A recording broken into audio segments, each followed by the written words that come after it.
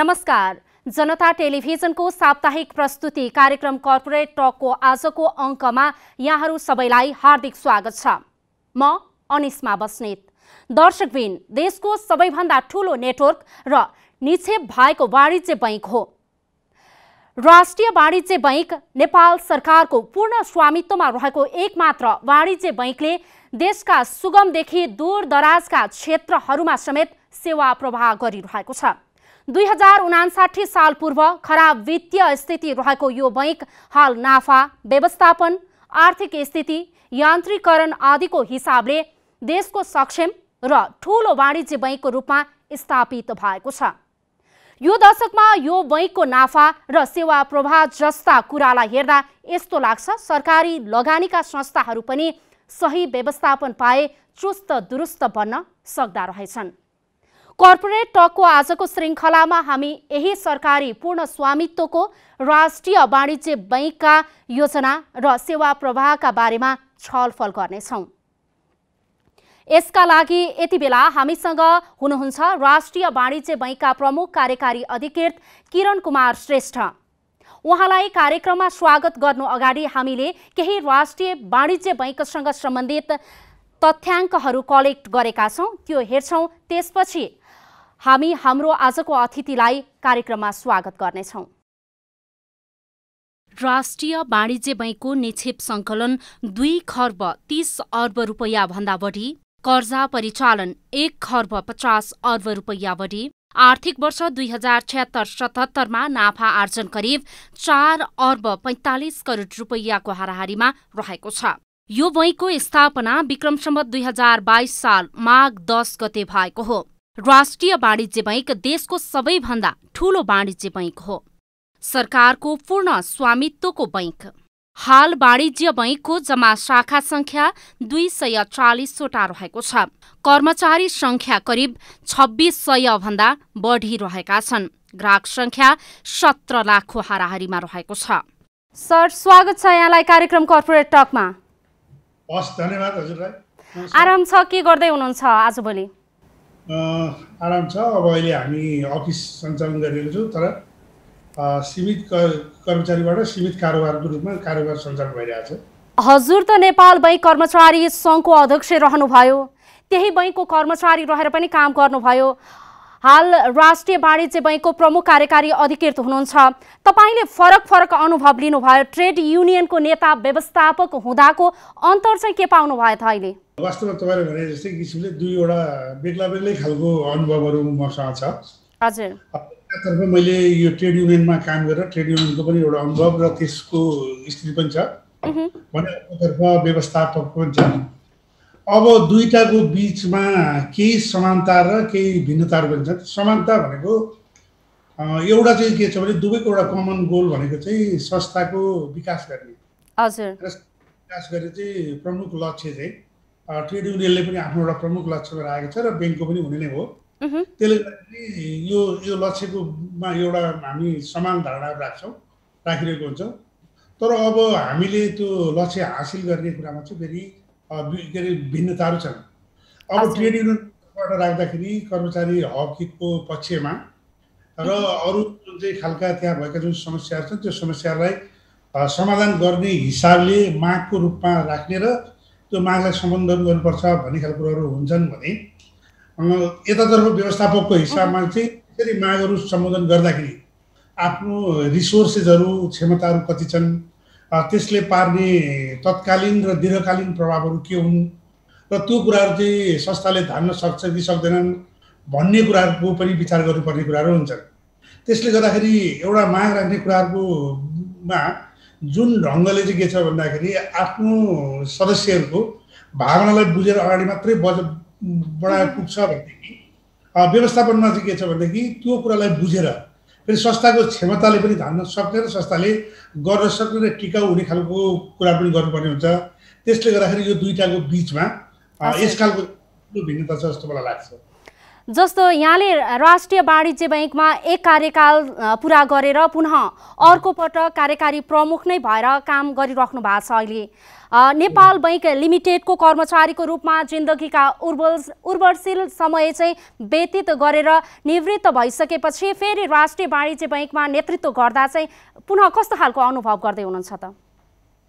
यहाँले भनेको जस्तै ठिकै हो। म राष्ट्रिय वाणिज्य बैङ्कमा अहिले म पहिलो कार्यकाल सकेर दोस्रो कार्यकालमा छु र नेपाल बैङ्कमा मैले लामो समय एउटा 28 वर्षसम्म काम गरेर गएको छु र मलाई लाग्छ त्यो ऊर्जाशील जुन हामीले चाहिँ जुन जीवनको ऊर्जाशील कुराहरू छन् त्यो कुरामा मलाई लाग्छ त्यो ऊर्जाशील हिजो जस्तो रूपमा जे कायम थियो र अहिले पनि म त्यो कायमै भएको स्थिति ठान्छु। त्यसले गर्दाखेरि यसलाई मैले के छ भन्दाखेरि कामको रूपमा हेर्दाखेरि जुन विगतको जुन खालका अनुभवहरू थिए अथवा जुन हासिल गरेका ज्ञानहरू थिए र जुन खालका आफूले प्रयोग गरिरहेको थियो त्यो कुरालाई अझ परिष्कृत रूपमा अझ अनुभवको आधारमा अझ खारिएको रूपमा चाहिँ के छ प्रयोग गर्न र अझ हिजोभन्दा पनि बढी मात्रामा चाहिँ सक्रिय भएर काम गरिरहेको छु जस्तो मलाई लाग्छ। सरकारले तपाईँलाई 2 पटक कार्यकारी प्रमुख बनायो। यसको खास कारण चाहिँ के होला? एउटै व्यक्तिलाई एउटै पदका लागि 2 पटक जस्तो अब हामीले कार्यकारी प्रमुखमा आउनको निमित्त हामीले निश्चित रूपमा हामीलाई टिओआरहरू हुन्छन् र हाम्रो 4 वर्षको व्यावसायिक योजनामा सहित हामीलाई इन्डिकेटरहरू तोकिएको हुन्छन् र विभिन्न खालका फाइनेन्सियल नन फाइनेन्सियल एक्टिभिटिजहरू हुन्छन्। त्यो आधारमा एउटा मापदण्डहरू बनेको हुन्छ। मलाई यो मेरो 4 वर्षको कार्यकालमा चाहे त्यो फाइनेन्सियल इन्डिकेटरको रूपमा होस् चाहे नन फाइनेन्सियल इन्डिकेटरको रूपमा होस् जति पनि त्यो कुरालाई मैले एकदमै राम्रो ढङ्गले पुरा गरेको छु र पुरा गरेको मात्रै होइन कतिपय इन्डिकेटरहरू जुन राखेको छ त्योभन्दा धेरै माथिको इन्डिकेटरहरूमा रहेको छ। त्यसले गर्दाखेरि यो जुन मैले चाहिँ गरेको सम्झौता छ करार सम्झौता छ त्यो सम्झौतामा देखिएको जुन परिणामहरू छ त्यो परिणाममा आएको जुन नतिजा छ अथवा जुन ढङ्गको इन्डिकेटरहरू देखिएको छन् त्यसैको आधारमा चाहिँ के छ भन्दाखेरि अझ पनि ब्याङ्कलाई चाहिँ अगाडि लानको लागि अरू कामहरू बाँकी छन् र निरन्तरता दिनुपर्छ भन्ने लागेको हुन सक्छ भन्ने मलाई। सर यहाँलाई यहीँ रोकेँ मैले। जस्तो अन्य कार्यकारी प्रमुखहरूले चाहिँ सुधार गर्न नसकेको यहाँले चाहिँ सुधार गर्नुभएको काम के हो वाणिज्य बैङ्कमा अनि आगामी कार्यक्रम चाहिँ के छ त? यो अकस्मात सुधार भएको भन्ने खालको कुराहरू होइन। यसको लामो पृष्ठभूमि छ। 59-60 सालको जुन वित्तीय क्षेत्र सुधार कार्यक्रमहरू आयो त्यो वित्तीय क्षेत्र सुधार कार्यक्रमदेखि नै ब्याङ्कको सुधारको कार्यक्रमहरू अगाडि बढिरहेको स्थिति नै हो। यसले एउटा चाहिँ क्रमिक रूपले चाहिँ अगाडि बढ्दै आइरहेको स्थितिमा जुन बेला म आएँ र त्यस बेला मलाई लाग्छ एउटा चाहिँ सबैभन्दा ठुलो डिफ्रेन्सेस चाहिँ हामीसँग भएको जुन चाहिँ रिसोर्सेसहरू छ त्यो रिसोर्सेसहरू चाहिँ हामीले चाहिँ के छ भने पूर्ण रूपले चाहिँ हामीले प्रयोग गर्न सकिरहेका थिएनौँ। अब त्यो प्रयोग गर्न नसकेका विविध कारणहरू हुन सक्छन् त्यो एकातर्फ। तर मलाई लाग्छ सबैभन्दा पहिलो कुरा जस्तो हामी चाहिँ एउटा चाहिँ क्रेडिट डिपोजिट रेसियो भनेर जुन हामी भन्छौँ त्यो चाहिँ 58% को थियो र त्यसलाई चाहिँ जुन मैले चाहिँ 80%मा पुर्याउँदाखेरि रिसोर्सको जुन ठुलो ग्याप चाहिँ हामीसँग निष्क्रिय बसिरहेको थियो त्यो निष्क्रिय बसिरहेको कुरालाई चाहिँ चलायमान गरियो र परिचालन गरियो र त्यो रिसोर्स ग्यापको एक्टिभली परिचालनले यसको परिणाम हो जस्तो मलाई लाग्छ। अब अलिकति हालको चर्चाको विषयमा कुराकानी गरौँ। हाल अध्यक्षको नियुक्तिका बारेमा पनि सामाजिक सञ्जालमा निकै चर्चा चुलिएको छ। यसमा चाहिँ तपाईँ के भन्नुहुन्छ?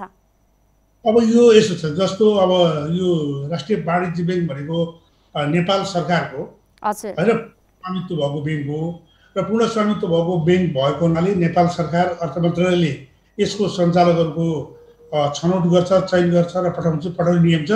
त्यो अनुसार चाहिँ पठाइएको कुरा हो। त्यसले गर्दाखेरि मलाई लाग्छ यो अहिलेको जुन हाम्रो ऐन नियमको जुन प्रक्रिया र जुन हाम्रो नियमावली र हाम्रो प्रमाणपत्रको जुन व्यवस्था छ त्यो अनुसार गरिएको एउटा व्यवस्था हो भन्ने कुरा लाग्छ। एउटा भिसी भएको व्यक्ति राष्ट्रिय वाणिज्य बैङ्कमा आउनु चाहिँ कतिको सान्दर्भिक ठान्नुहुन्छ यहाँले? अब त्यो चाहिँ के अरे अब विषयवस्तुको छनौट र संस्थाहरू मूल्याङ्कन गर्ने विषय हो। हुनसक्छ यो चाहिँ एउटा नयाँ सेक्टरको विषय र एउटा चाहिँ राष्ट्रिय वाणिज्य सरकारको चाहिँ 100% भएको बैङ्क र 27 वटा बैङ्कमा सबैभन्दा ठुलो बैङ्क र यसको चाहिँ अझै पनि धेरै ठुलो खालको स्कोपहरू देखेर यसको बढी सम्भावनाहरूलाई मूल्याङ्कन गरेको हुन सक्छ। सरकारको पूर्ण स्वामित्वको बैङ्क भएर पनि नेपालको वाणिज्य बैङ्कहरूमध्ये सबैभन्दा बढी मुनाफा कमाउने बैङ्कको रूपमा राष्ट्रिय वाणिज्य बैङ्क रहन सफल भएको छ। यति बेला बैङ्किङ क्षेत्रबाट आम ग्राहकहरूलाई गर्विलो छाप पार्न पनि राष्ट्रिय वाणिज्य बैङ्क अहिले सफल भइरहेको छ। यो बेलामा सरकारले निषेधाज्ञा लगाएको छ, लकडाउनको समयमा कसरी वाणिज्य बैंकले सेवा प्रवाह गरिरहेको छ त? जुन खालको चाहिँ एउटा विषम परिस्थिति छ, त्यो बढी विषम परिस्थिति भए तापनि बैंकहरू भनेको अत्यावश्यक सेवा अन्तर्गत पर्छ र यो अब जनताको हामीले निक्षेपहरू लिएर र दैनन्दिन कारोबारहरू पनि सञ्चालन गर्नुपर्ने भएको हुनाले हामीले बैंकलाई कुनै न कुनै रूपमा सञ्चालन गर्नुपर्नेछ र त्यसो भएको हुनाले अहिले हामीले एकदमै सीमित मात्रामा सीमित सङ्ख्यामा र स्वास्थ्य सम्बन्धी जुन प्रोटोकलहरू छ त्यो प्रोटोकलहरूको पनि हामीले पूर्ण परिपालना गरेर हामीले बैंकहरू सञ्चालन गरिरहेका छौँ, शाखाहरू सञ्चालन गरिरहेका छौँ र अहिले हाम्रो शाखाहरू जस्तो अहिले जुन हाम्रो 240वटा हाम्रो शाखाहरू छन् नेपालभर, त्यसमा अहिले हामीले के छ भने 100वटा जति शाखाहरूलाई अहिले हामीले आलो पालो गरेर बन्द गरेको स्थितिहरू छ र अरू शाखाहरू मार्फत चाहिँ हामीले कामहरू गरिरहेका छौँ र त्यो काम गर्दाखेरि पनि अहिले हामीले सीमित कारोबारहरू मात्रै र सीमित सङ्ख्यामा गरिरहेका छौँ। जस्तो अहिलेको यो विषम परिस्थितिलाई मध्यनजर गर्दै राष्ट्रिय वाणिज्य बैंकले ग्राहकहरूलाई चाहिँ अतिरिक्त के कस्ता सुविधाहरू दिएको छ त? अब हामीले अहिले यसमा विशेष गरेर जुन खालको छ अब जस्तो एटिएमको बाट र अरू विद्युतीय माध्यमबाट कारोबार गर्नुपर्छ भन्ने कुरालाई हामीले प्रोत्साहित गरिरहेको छौँ र हामीले कल सेन्टर पनि बैंकमा खोलेको छौँ र कल सेन्टरको माध्यमबाट पनि हामीले जुन खालको इन्क्वायरीहरू हुन्छ, जिज्ञासाहरू हुन्छन् त्यो कुराहरू हामीले कुरा गर्ने गरेका छौँ र कतिपय कुराहरू हामी भर्चुअल मिटिङबाटै पनि ग्राहकहरूसँगै पनि ग्राहकहरूको परियोजनाको बारेमा हामीले भर्चुअल मिटिङबाटै पनि हामी छलफलहरू गर्छौँ र डकुमेन्टहरू उहाँलाई पठाउनुको निमित्त पनि हामी इमेल इन्टरनेटको माध्यमबाट पनि हामीले काम गरेको छौँ र फिजिकल्ली आउन नसक्ने ग्राहकहरूलाई पनि हामीले त्यो ढङ्गको सेवाहरू प्रदान गरेको छ र उहाँहरूलाई चाहिएको र अत्यावश्यक परेको कुराहरूलाई एउटा शाखाबाट हामीले सकेन भने अर्को शाखाबाट अथवा केन्द्रैबाट पनि के छ भने त्यो खालको समस्याहरू समाधान गरेर सेवा प्रदान गरिरहेको स्थिति छ। जस्तो यो महामारी सुरु भए सँगसँगै अहिले शाखाहरू सञ्चालनका लागि पनि समस्या होलान्, कर्मचारी परिचालनमा पनि समस्याहरू होलान्, के कस्ता समस्याहरू चाहिँ छ यति बेला? जस्तो अहिले वास्तवमा यहाँले भने जस्तै हामी एउटा महामारीको जुन चपेटामा छौँ त्यो कारणले गर्दाखेरि अब हाम्रो काउन्टरहरू अथवा हाम्रो जुन फ्रन्ट डेस्कमा बस्ने हाम्रो कर्मचारी साथीहरू छन् उहाँहरू सबैभन्दा चाहिँ प्रभावित भएका छन्।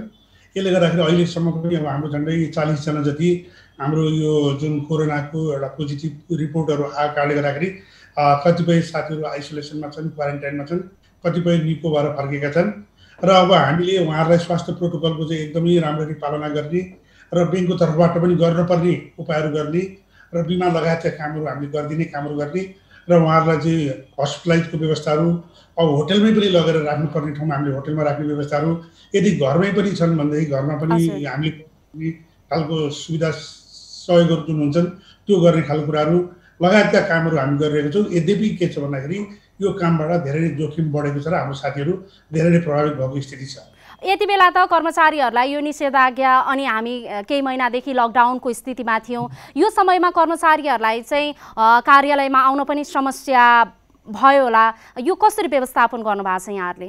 जस्तो अहिले हामीले जुन चाहिँ त्यो भएर हामीले यो जस्तो उपत्यकामै कुरा गऱ्यौँ भनेदेखि हामीले काठमाडौँमा जम्मा 4वटा शाखाहरू र ललितपुर र भक्तपुरमा 1-1वटा शाखाहरू र 6वटा शाखाहरू आलो पालोमा सञ्चालन गरिरहेका छौँ।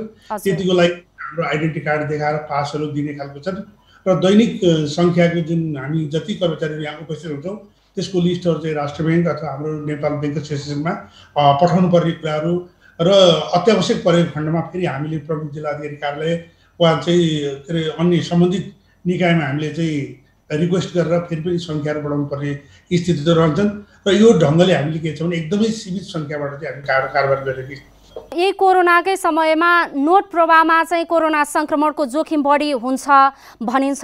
नोटलाई कोरोना मुक्त बनाउन तथा जोखिम न्यून गर्न राष्ट्रिय वाणिज्य बैंकले के कस्तो विधिहरू अवलम्बन गर्दै आइरहेको छ यति बेला? हामीले पनि यो कुराहरू अगाडिदेखि नै पनि सुन्दै आएको, नोटमा चाहिँ के अरे कोरोनाको सङ्क्रमण बढी हुन्छ भन्ने कुरा हो। त्यसले गर्दाखेरि त्यसमा 2वटा उपायहरू अप्नाउँछौँ। एउटा कुरा चाहिँ हामीले अनिवार्य रूपले मास्क त लगाउने नै भइहाल्यो र त्यसमा चाहिँ के छ भने पन्जाको प्रयोग गर्ने र ग्लोभ्सको माध्यमबाट मात्रै नोटहरूलाई छुने भन्ने खालको कुराहरू र त्यसपछि नोटको जुन बन्डलहरू हुन्छ तिनीहरूलाई चाहिँ हामीले चाहिँ डिसइन्फेक्ट गर्ने कामहरू गरेर हामीले के छ भने यसलाई न्यूनीकरण गर्ने प्रयास गरेका छौँ।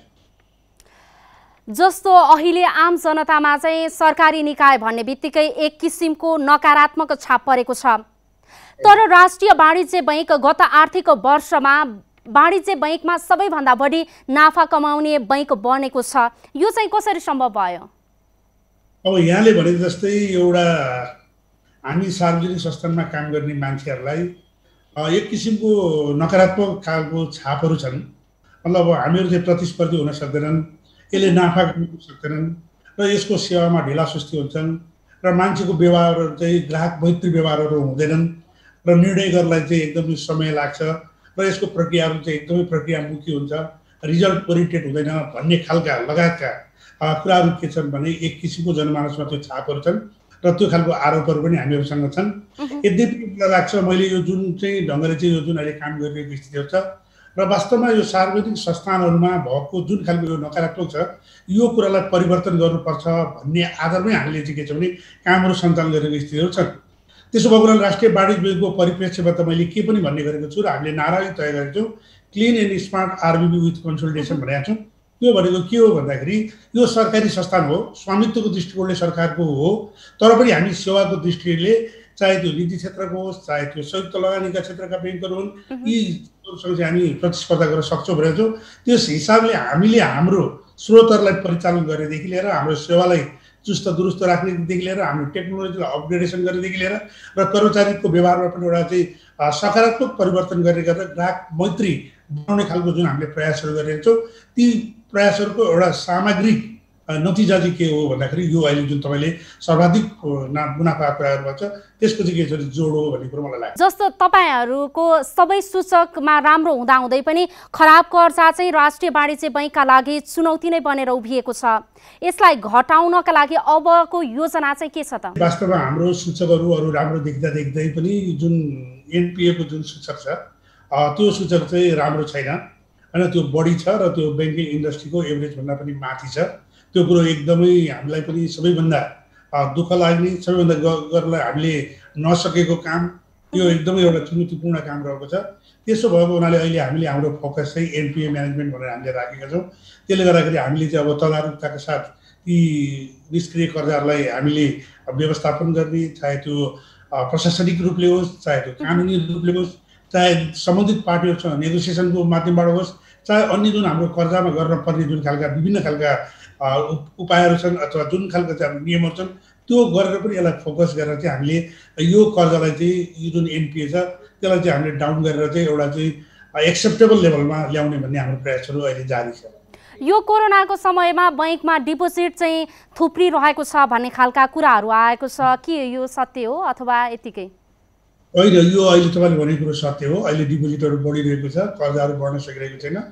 यसको प्रत्यक्ष कारण भनेको कर्जाहरू नबढ्नको लागि अहिलेको जुन खालको एउटा कोरोनाको लकडाउनको वा निषेधाज्ञाको जुन खालको स्थितिहरू हो त्यो स्थितिले गर्दाखेरि होइन मान्छेहरूको जुन आर्थिक खालको जुन चलायमान हुनुपर्ने गतिविधिहरू सञ्चालन हुनुपर्ने त्यो हुन सकिरहेको छैन र भइरहेको उद्योग धन्दाहरू पनि नचलिरहेको स्थितिहरू छन्। त्यसले गर्दाखेरि हामीले स्वीकृत गरेकै कर्जाहरू पनि नउठिरहेको स्थितिहरू छन् र भइरहेको पैसाहरू अहिले के छ भन्दाखेरि डिपोजिटको रूपमा चाहिँ मान्छेले चाहिँ राख्ने कुराहरू र त्यो उसको लगानी गर्ने ठाउँहरू नभएको हुनाले सबै पैसाहरू चाहिँ ब्याङ्कमा आउने कुराहरू भइरहेको हुनाले डिपोजिटको क्रमहरू चाहिँ बढ्दो रूपमा गइरहेको छ। त्यो कुरा साफ छ। सर, यसरी डिपोजिट बढिरहँदा अब चाहिँ लगानीको क्षेत्र, अब लगानी चाहिँ कतातिर त? अब यस्तो छ, अब निश्चित रूपले डिपोजिट मात्रै बढेर लगानी नहुने हो भने त्यो पनि एउटा चाहिँ ठुलो समस्याको रूपमा आउँछ। एउटा त आर्थिक गतिविधि र आर्थिक वृद्धि दरमा पनि यसले चाहिँ ठुलो असर गर्छ भने अर्कोतर्फ ब्याङ्ककै मुनाफामा पनि यसले ठुलो खालको असरहरू गर्छन्। र अब हामीले अहिले के छ भन्दाखेरि लगानीको क्षेत्रहरू भनेको अब यसमा ठुल्ठुलो उद्योगहरू, ठुल्ठुलो परियोजनाहरू तत्काल आउने सम्भावना छैन र त्यो खालको जोखिमहरू लिन व्यवसायहरू पनि तयार छैन, वातावरण पनि त्यो खालको छैन। त्यसले गर्दा केही समय पर्खनु पर्ने हुन्छ र अहिले भनेको मलाई लाग्छ यो समयमा पनि हामीले कृषिको क्षेत्रमा, सानो उद्योग भनेर जुन एसएमई लोनहरू भन्छन् एसएमईको क्षेत्रमा यस्ता खालका क्षेत्रहरूमा हामी जानुपर्ने हुन्छ र हामी जाने प्रयास गरिरहेको छौँ। राष्ट्रिय वाणिज्य बैङ्कमा अब चाहिँ 35 वर्ष मुनिका मात्र कर्मचारीलाई महत्त्व दिने रणनीति बनाउनु भएको थियो अनि प्रविधिमा पनि अगाडि आउँछौँ भन्नुभएको थियो। यो योजना कार्यान्वयन चाहिँ कहाँ पुग्यो त? यसो हो, 35 वर्षको लागि जोड दिने रणनीति भन्दा पनि अहिलेको अवस्थामा राष्ट्रिय वाणिज्य बैङ्कको कर्मचारीको औसत आयु चाहिँ 35 वर्षको पुग्यो भनेको हो होइन। त्यसको अर्थ चाहिँ कोही 35 भन्दा माथि पनि हुनुहुन्छ, कोही 35 भन्दा तल 20-21 वर्ष पनि हुनुहुन्छ, तर औसत आयु यो हो। भइरहेको सम्पूर्ण जनशक्तिलाई परिचालन गरेर सम्पूर्ण जनशक्तिलाई मोटिभेट गर्ने कुरा नै संस्थाको चाहिँ मूल नीति रहन्छ। र त्यसो भएको हुनाले हामीले के छ भन्दाखेरि एउटा अहिलेको परिस्थितिमा एउटा विशिष्ट खालको स्थिति के बन्यो भन्दाखेरि जनशक्तिको हिसाबले के छ भने युवा जनशक्तिको बाहुल्यता त्यो कायम रह्यो। त्यसको विविध कारणहरू पछाडिका हिस्टोरिकल कारणहरू छँदैछन् र यो कारणले गर्दाखेरि अब यो जनशक्ति भनेको चाहिँ के हो भन्दाखेरि उमेरको हिसाबले, एजुकेसनको हिसाबले र टेक्नोलोजीको हिसाबले पनि ऊर्जाशील र अलिकति बढी हुन्छ भन्ने एउटा जुन चाहिँ आम मान्यता छ हाम्रो राष्ट्रिय वाणिज्य विभागमा मात्र होइन, आम संसारभरि जुन मान्यता छ त्यो मान्यतामा हामीले त्यसको बेनिफिट लिनुपर्छ भन्ने खालको एउटा कुरा हो। र जुन अहिले तपाईँले टेक्नोलोजीको कुरा गर्नुभयो, अहिले हामी जुन सिस्टमबाट अगाडि बढिरहेको छौँ यो सिस्टमले मात्रै चाहिँ अब राष्ट्रिय वाणिज्य विभागको जुन कारोबारको भलुम छ र जुन भविष्यमा बढ्न गइरहेको छन् त्यो ठाउँमा चाहिँ के छ भन्दाखेरि अगाडि जानको लागि यसले चाहिँ पर्याप्त हुँदैन भन्ने हिसाबले हामीले यसलाई दुईवटा स्टेजमा बाँडेका छौँ। पहिलो स्टेज भनेको भइरहेको टेक्नोलोजीलाई अपग्रेडेसन गर्ने र दोस्रो स्टेज भनेको चाहिँ यसलाई रिप्लेसमेन्ट गर्ने। अहिले हामी पहिलो स्टेपको अन्तिम चरणमा छौँ। अहिले हामीले जुन अहिले भइरहेको सिस्टम जुन पुमरी थर्ड छ त्यो पुमरी थर्डलाई हामीले अपग्रेडेसन गरेर पुमरी फोर्थमा लगाएको छौँ र त्यो हिजोसम्ममा हामीले के छ भने लगभग सबै कामहरू सबै शाखाहरूमा हामीले कम्प्लिट गरेका छौँ। अहिले अब हामी के छौँ भने त्यसलाई फुल फेजमा परीक्षणको घडीमा छौँ। त्यसो हुनुसाथै यो कम्प्लिट हुनुसाथै हिजो भइरहेको स्ट्यान्ड एलोन बेसिसको जुन हाम्रो चाहिँ सिस्टम थियो त्यो चाहिँ सेन्ट्रलाइज सिस्टममा हुन्छ र हाम्रो एउटा चाहिँ डाटाबेसहरू तयार हुन्छ, त्यसलाई हामी गर्न सक्छौँ भन्ने खालको कुराहरू हो। यसले गर्दाखेरि एउटा खालको टेक्नोलोजीमा हाम्रो निकै ठुलो खालको सुधारहरू आउँछन्। यो टेक्नोलोजी कम्प्लिट चाहिँ कहिलेसम्म हुन्छ? यहाँहरूको कार्ययोजना चाहिँ यतिसम्म चाहिँ हामी कम्प्लिट गर्छौँ भन्ने खालको कार्ययोजना के छ? मैले भने जस्तो यो कार्ययोजना हामीले चाहिँ गत वर्षको असाढसम्ममा हामीले चाहिँ अपग्रेडेसन गर्छौँ भनेर भन्यौँ, तर त्यो कामहरू सकिएन र हिजो शुक्रबार होइन शनिबार हिजो मात्रै हामीले के छ भने अपग्रेडेसनको काम कम्प्लिट गरेको छौँ। कम्प्लिट गरेर अहिले हामी के छ भने परीक्षणमा गइरहेको छौँ। एक हप्ताको परीक्षण हुन्छ फुल प्लेजमा। अहिले हामीले 240वटै शाखालाई सेन्ट्रलाइज गरेर एउटा अपग्रेडेसन सक्यो, कम्प्लिट गर्यो। अब यो कुरा भइसकेपछि यो चाहिँ पहिलो चरण मात्रै हो। अब दोस्रो चरण भनेको के हो भन्दाखेरि अब हाम्रो चाहिँ के छ भन्दाखेरि सिस्टमलाई चाहिँ फेरि हामी रिप्लेसमेन्ट गर्न चाहन्छौँ अथवा इन्टरनेसनल स्ट्यान्डर्डको चाहिँ के छ भनेदेखि अर्को सफ्टवेयर लान चाहिन्छ। त्यसको लागि चाहिँ हाम्रो 18 महिनाको हाम्रो चाहिँ रोड म्याप छ। जुन दिनदेखि हामी सुरु गर्छौँ त्यो रोड म्याप हाम्रो तयार छ। यो पहिलो फेज सकेर सेकेन्ड फेजमा गएपछि जस्तो मानिलिउँ असोजबाट हामी त्यो गयौँ भने असोजबाट अरू 18 महिनामा हामी रिप्लेसमेन्टको काम पनि गर्न सक्छौँ भन्ने रोड म्याप हो। पुनः यहाँलाई कर्जा प्रवाहकै विषयमा जोड्न चाहन्छु। राष्ट्रिय वाणिज्य बैङ्कको एउटा विशेषताको रूपमा चाहिँ सबैभन्दा कम ब्याजमा चाहिँ ऋण पाउनु हो, तर ऋण लिन निकै झन्झट दिन्छ बैङ्कले भन्ने आरोप छ सर्वसाधारणको। के भन्नुहुन्छ यसमा? यहाँले भने जस्तै अब अहिलेको 27वटै ब्याङ्कमा सबैभन्दा कम बेस रेट भएको 5.80% मात्र बेस रेट भएको हाम्रो राष्ट्रिय वाणिज्य बैङ्क हो र त्यसो भएको हुनाले स्वाभाविक रूपले त्यसको परिणाम के हुन्छ भन्दाखेरि सम्पूर्ण कर्जाहरू सस्तो हुन्छ। जस्तो यहाँले सुन्नुभएको होला 7.25%मा त हामी घर कर्जा दिइरहेको छौँ होइन। कतिपय कर्जाहरू के छ भन्दाखेरि हामीले विपन्न वर्गमा दिने होलसेल लेन्डिङहरू हामी के छ भने 6%को हामी चाहिँ दिइरहेको स्थिति छौँ र हाम्रो सबैभन्दा महँगो कर्जा भनेको 9%को कर्जा मात्रै छ। त्यसो भएको हुनाले यो खालको कुराहरू छन्। अब यहाँले भने जस्तै हाम्रो छिटो छरितो हुन सकेन भन्ने खालको गुनासोहरू छन्। त्यो गुनासोमा कतिपय कुराहरूमा सत्यता पनि छ। यसलाई हामी सुधार गर्ने कोसिस गरिरहेको छौँ। त्यो सुधार गर्ने भनेको हामीले हाम्रो काम गर्ने शैली र हाम्रो काम गर्ने जुन एटिच्युड र हाम्रो टेक्नोलोजीले पनि सँगसँगै साथ दिनुपर्छ। यसो भएको हुनाले जस्तो अघि मैले भर्खरै एउटा सेन्ट्रलाइज जुन हामीले सिस्टमलाई अपग्रेडेसन गरेको छौँ र जुन खालको जनशक्तिको पनि मैले कुरा गरेको छु र यसको संयोजनबाट हामी चाहिँ के छ यो कुरामा सुधार गर्छौँ भन्ने कुरा म यहाँलाई प्रतिबद्धता जाहेर गर्न चाहन्छु। 7 दिनभित्र चाहिँ कर्जा स्वीकृति गर्नुपर्ने नभए सम्बन्धित व्यक्तिलाई जानकारी दिनुपर्ने प्रावधान रहेको छ बैङ्कको। त्यसलाई चाहिँ तपाईँहरूले कतिको लागू गरिराख्नु भएको छ? हामीले त्यो मितिभित्रमै हामीले त्यो कुरा गरेका छौँ र अझै यसलाई चाहिँ छिटो गर्नको निमित्त अहिले हामीलाई विभिन्न शाखाहरूबाट पनि के सुझाव आएको छ भने तल पनि अथोरिटीहरू अझै बढाइदिनु पर्यो होइन। त्यो अथोरिटीहरू हामीलाई दिनु पर्यो र त्यस्तै हाम्रो प्रादेशिक कार्यालय 7वटा छ। प्रादेशिक कार्यालयमा पनि यसलाई डिसेन्ट्रलाइज गरियो भने अझ छिटो हुनसक्छ भनेर चाहिँ त्यो कुरामा हामी अहिले वर्कआउट गरिरहेका छौँ। जस्तो गत वर्ष सहुलियत कर्जा चाहिँ कति प्रभाव गर्नुभयो? के छ तथ्याङ्क? गत वर्ष सहुलियत कर्जाको बारेमा जस्तो हामीले बजेटमा हामीले के भन्यौँ भन्दाखेरि हामीलाई दिएको कर्जाको जस्तो जुन सहुलियत कर्जा गर्ने भन्ने कुराहरू थियो र हामी स्वयंले चाहिँ के छ भने हाम्रो टोटल कर्जाको 1% चाहिँ हामीले चाहिँ सहुलियत कर्जा गर्नुपर्छ भन्यौँ। त्यो भनेको कति हो भन्दाखेरि 1 करोड 41 करोड रुपियाँ चाहिँ हामीले चाहिँ गर्नुपर्ने हाम्रो टार्गेट थियो। त्यो मध्ये पनि हामीले चाहिँ 1 करोड प्लस चाहिँ हामीले चाहिँ गऱ्यौँ। र यहाँलाई मैले यो कुरा पनि भनौँ कि सहुलियत कर्जा जुन ब्याङ्किङ क्षेत्रमा गएको सहुलियत कर्जा टोटल छ, टोटलको लगभग 50% सहुलियत कर्जा चाहिँ राष्ट्रिय वाणिज्य ब्याङ्कको मात्रै छ भन्ने कुरा पनि मैले यहाँलाई जानकारी गराउन चाहे। सरकारी बैङ्कले चाहिँ नाफा मात्रै हेर्ने होइन होला, दायित्वमा चाहिँ जस्तो दुर्गम र विपन्न वर्गलाई पनि समेट्नुपर्ने दायित्वभित्र पर्छ होला बैङ्कको। यस सन्दर्भमा चाहिँ तपाईँहरू कसरी काम गरिराख्नु भएको छ, अबको योजना चाहिँ के छ? अब जस्तो यहाँले भने जस्तै यो सरकारको ब्याङ्क भएको हुनाले यसलाई मुनाफाको मात्रै दृष्टिले हेर्नु हुँदैन होइन, मुनाफा पनि यो के अरे फेरि वाणिज्य ब्याङ्क पनि भएको कारणले गर्दाखेरि कमर्सियल ब्याङ्कको हिसाबले मुनाफा पनि पक्कै पनि एउटा चाहिँ मेजर कम्पोनेन्ट चाहिँ हो र मुनाफा मात्रै सबै थोक होइन। त्यसो भएको हुनाले हामीले 3टा कुराहरूलाई यसमा सँगसँगै जोडेर लगेको छौँ। एउटा चाहिँ के छ भनेदेखि आम नेपालीको चाहिँ ब्याङ्क खाता हुनुपर्छ भन्ने हिसाबले, एउटा चाहिँ गाउँघरमा पनि ब्याङ्कहरू पुग्नुपर्छ भन्ने हिसाबले हामीले 7 प्रदेशको 77 जिल्लामा र हामीलाई जुन स्थानीय निकायमा तोकिएको शाखा थियो ती सबै हामीले खोलिसकेको स्थिति छौँ।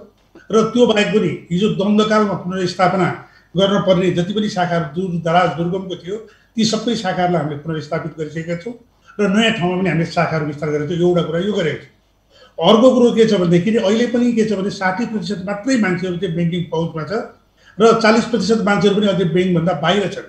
त्यसो भएको हुनाले जबसम्म हामी वित्तीय पहुँच पुर्याउन सक्दैनौँ र वृद्धि गर्न सक्दैनौँ तबसम्म चाहिँ के छ भने आर्थिक जुन गतिविधि र आर्थिक वृद्धिको जुन कुरा गर्छौँ त्यो कुराहरूले चाहिँ परिणाम हासिल गर्न सक्दैन भन्ने खालको कुरो हामीलाई लागेको छ र त्यो ठिक पनि हो।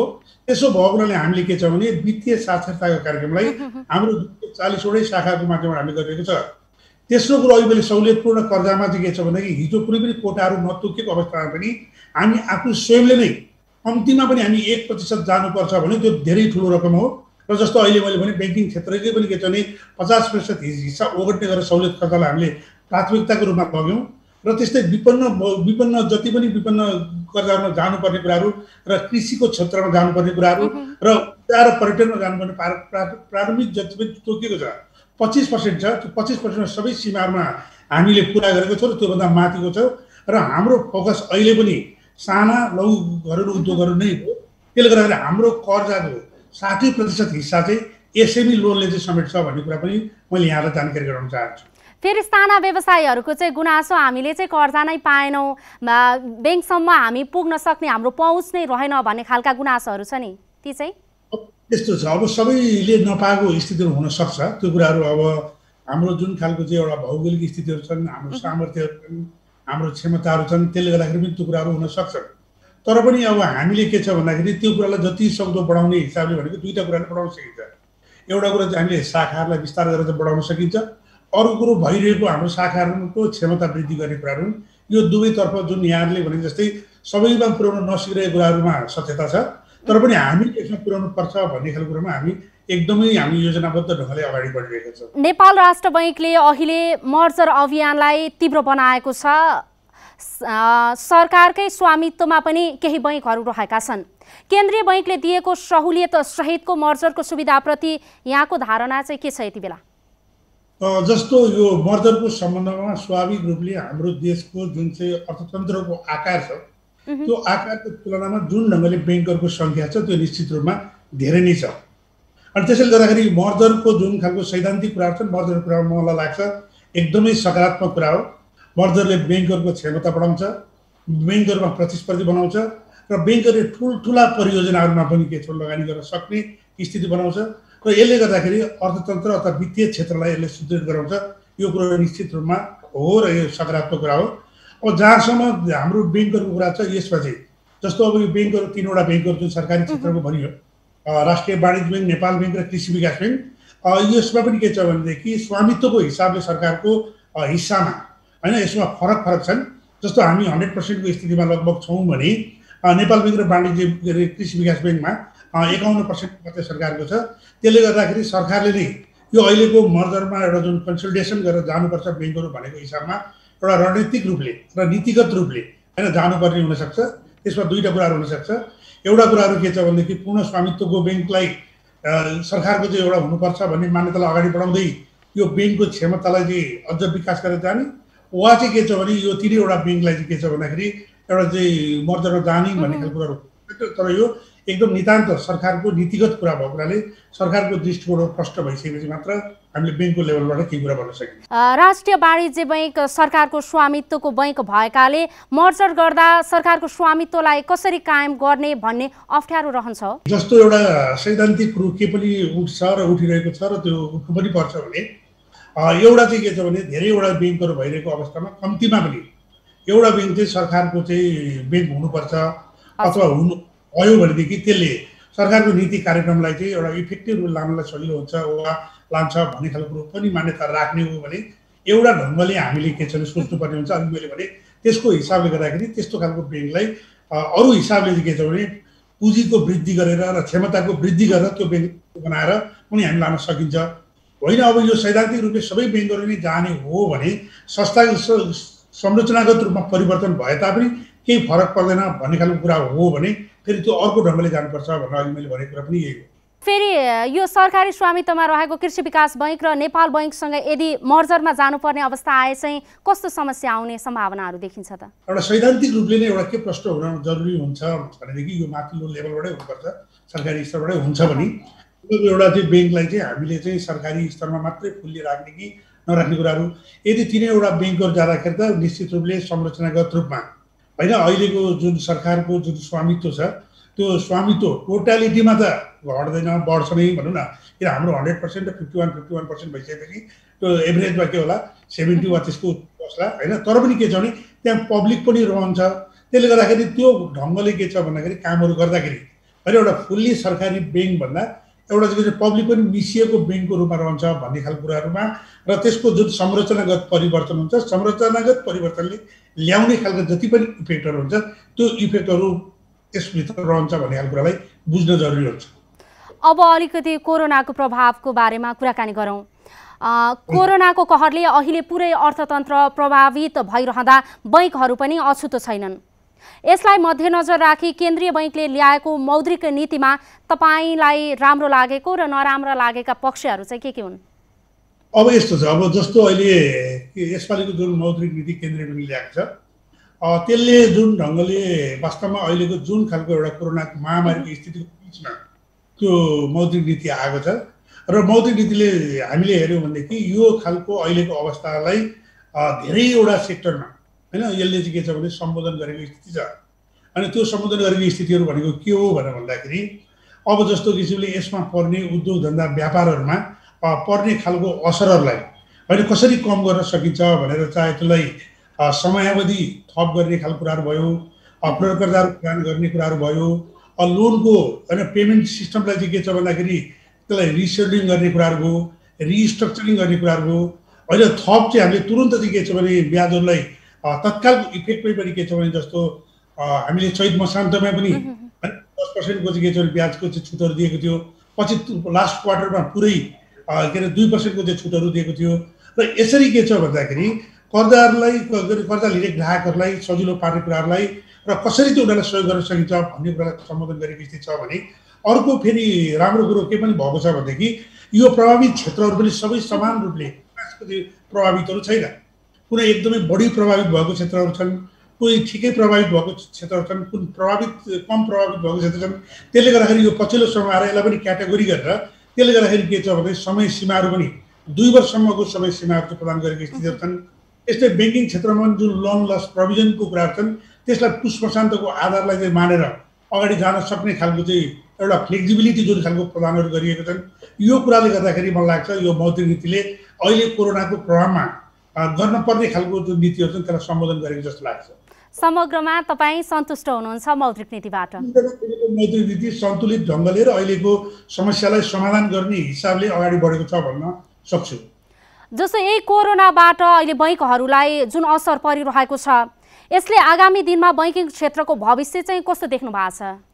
अब जस्तो यो चाहिँ मैले अघि मौद्रिक नीतिको कुरा गरेँ। अब ब्याङ्किङ क्षेत्रमा के छ भने यसको प्रभावहरूले हेर्दाखेरि अघि त त्यो एउटा टोटल राहतको प्याकेजहरूमा अथवा जुन सहुलियत कुराहरूले गर्दाखेरि भयो, तर त्यसको चाहिँ असर चाहिँ कसलाई पर्छ भन्दाखेरि ब्याङ्करलाई पर्छ।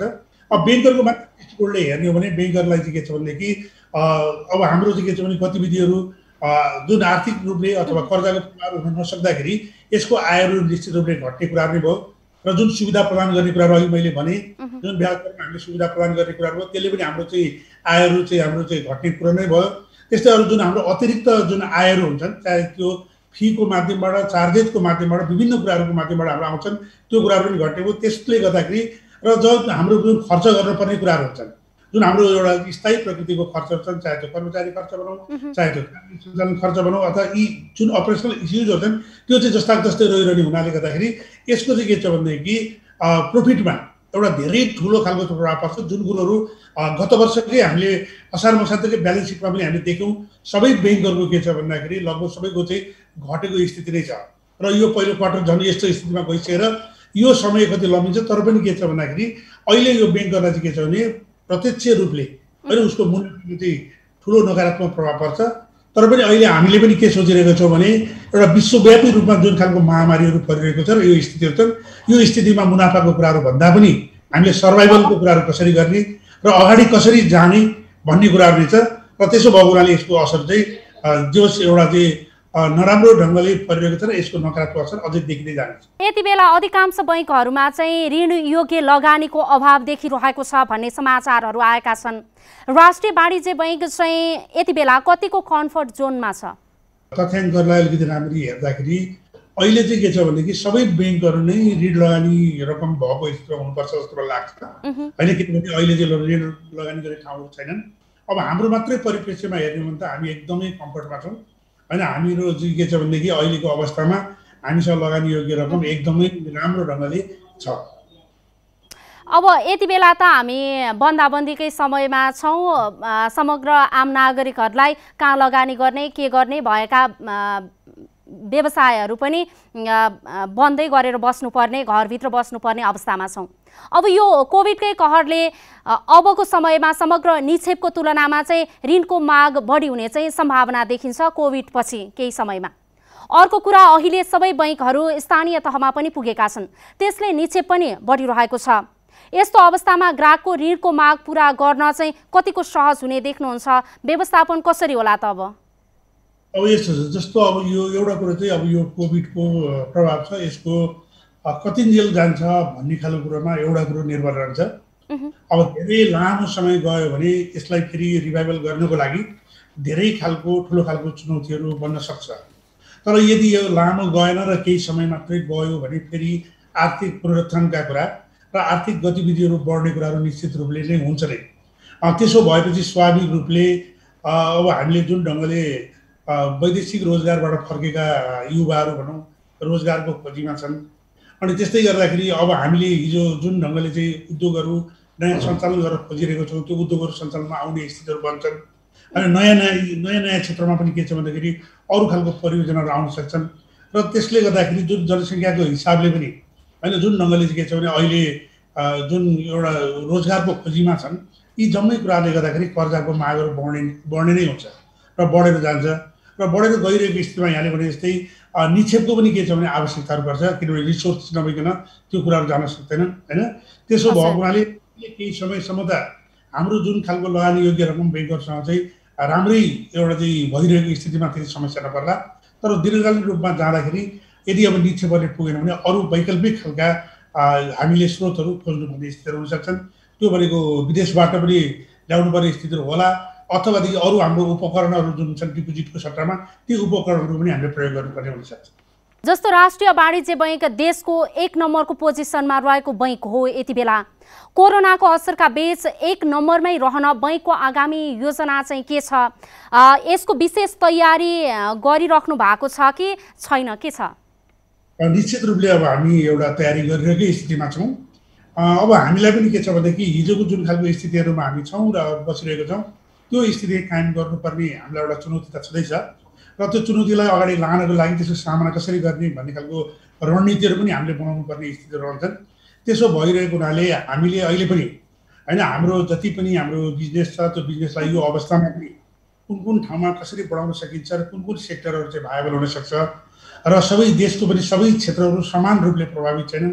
त्यसो भएको हुनाले कम प्रभावित भएको क्षेत्रमा बढी जोड दिने कुराहरू र बढी भएको क्षेत्रमा चाहिँ वेट एन्ड सीको स्थितिमा बस्ने कुराहरू र यस पछाडि यो बिचमा हामीले चाहिँ के छ भन्दाखेरि तयारी फेरि पनि हामीले के गरिरहेको छौँ भन्दाखेरि यो पछाडि हामीले कोरोनाको स्थितिहरू कम हुन साथै हामी अरू देशको चाहिँ 40वटा ठाउँमा हामी चाहिँ नयाँ ठाउँमा चाहिँ के छ भने ब्याङ्कको शाखालाई विस्तार गर्ने कुराहरू र पोटेन्सियल क्षेत्रहरूको छनौट गर्ने कुराहरू, अध्ययन गर्ने कुराहरू, यही बिचमा पनि हामीले भर्चुअल माध्यमकै द्वारा पनि हामीले हाम्रो जनशक्तिलाई ट्रेनिङ दिने कुराहरू, यसलाई अलिकति अलिक ऊर्जाशील बनाउने कुराहरू हामी गरिरहेको स्थितिहरू छौँ। र हामीले हाम्रो म्यानुअल गाइडलाइन्स र जुन हाम्रो जति पनि हाम्रो डकुमेन्टहरू छन् त्यो डकुमेन्टलाई पनि समय सान्दर्भिक रूपले अब आगामी चुनौतीसँग जुझ्नको निमित्त अथवा आगामी चुनौतीलाई सामना गर्नको निमित्त हुने खालको एउटा खालको कम्पेटेबल बनाउनको निमित्त हामी त्यसलाई पनि हामी परिमार्जन गर्ने तयारीहरू गरिरहेका छौँ। अब हामी कार्यक्रमको लगभग अन्त्यतिर आइपुगेका छौँ। अन्त्यमा एउटा प्रश्न, सरकारी सङ्घ संस्था अथवा बैङ्कहरूमा चाहिँ राजनीति बढी हुन्छ, दैलै पछि चाहिँ कर्मचारीहरूको सङ्घ संस्थाहरू हुन्छन्। यसले यो सङ्घ जुन कर्मचारीहरूको संस्थाहरूले चाहिँ व्यवस्थापनलाई काम गर्ने खालको वातावरण दिँदैनन् भन्ने खालको आम चर्चा छ। राष्ट्रिय वाणिज्य बैङ्क पनि सरकारको पूर्ण स्वामित्वको बैङ्क हो, त्यहाँ चाहिँ के पाउनु भइरहेछ यहाँले? अब यसलाई पनि हामीले अलिकति रियलिस्टिक रूपमा भनौँ न, वास्तविक रूपमै हामीले चाहिँ विश्लेषण गर्नुपर्ने हुन्छ।